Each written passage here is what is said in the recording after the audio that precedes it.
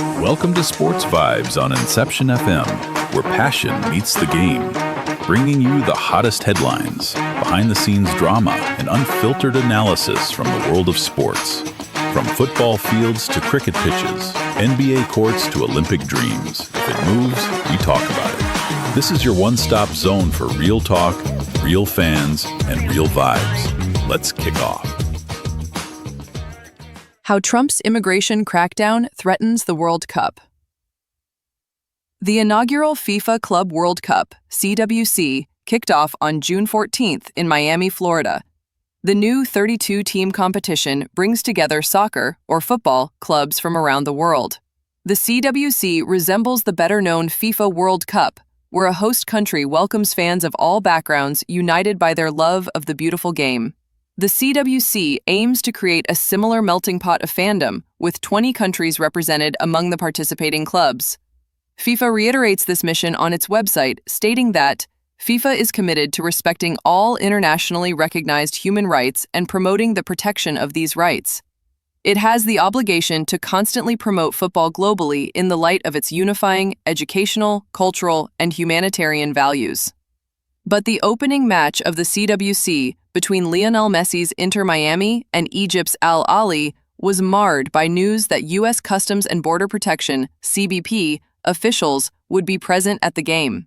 In the days since, there have been countless examples of immigration officials threatening to or directly interfering with the tournament's events. These recent developments cast doubt as to whether the Trump administration's immigration agenda can coexist with this global sporting event, or the much bigger FIFA World Cup coming to the United States next summer. How does the Trump administration's immigration agenda impact the CWC? The administration's immigration policies are both directly and indirectly impacting the fan experience at the CWC. Just one day before the opening match, a CWC kickoff party on a boat, attended by Miami-Dade County Mayor Daniela Levine Cava and FIFA officials, abruptly ended when CBP boarded the vessel. Though CBP claims it was a routine inspection, some attendees reported that crew members were asked about their immigration status. Shortly after, U.S. Immigration and Customs Enforcement, ICE, said that all non-citizens attending the CWC must carry proof of legal status.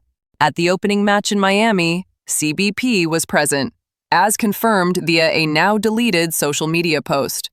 While the local sheriff described the federal agency as just part of the security team, immigrant advocates noted that Miami-Dade County operates under a 287G agreement with ICE, which deputizes local officers to act as immigration officials, underscoring Miami-Dade's pre-existing relationship with immigration enforcement. While the local sheriff described the agency as just part of the security team, immigrant advocates noted that Miami-Dade County maintains a 287G agreement with ICE, which deputizes local officers to act as immigration officials and actively participate in federal immigration enforcement activities. Beyond these direct actions, the Trump administration is also implementing restrictive policies like travel bans and increased vetting of travelers going through customs. These indirectly impact immigrants residing in the United States who attend CWC games and fans traveling from abroad. On June 4th, President Trump issued a proclamation limiting the entry of nationals from 19 countries, mostly in Africa and the Middle East. The travel ban includes Iran, one of the countries that is qualified for next year's tournament. While there is an exception for World Cup athletes, coaches, and their immediate relatives, no such exemption exists for extended family, friends, or Iranian fans in general. According to reports, the administration is considering extending these restrictions to 36 more countries, which could spell disaster for many 2026 World Cup fans, impacting their ability to travel to U.S. games, lessening the Cup's economic boom, as well as the sense of global camaraderie among fans. At the same time, the administration's actions within the United States could have a deterrent effect on World Cup fans already in the United States, with ICE conducting highly visible and often violent mass arrests and detentions of non-citizens in homes, schools, workplaces, and other public spaces. The fear of arrest among immigrant communities, and those who may be profiled as being undocumented, is having a chilling effect on immigrant communities throughout the country. Sporting events like the CWC are no exception. How has FIFA responded to increased immigration enforcement at the CWC? FIFA has mostly stayed mum on immigration issues, at least publicly. In fact, FIFA President Gianni Infantino has gone to great length to curry favor with President Trump. He attended the president's inauguration and met with Trump at the White House.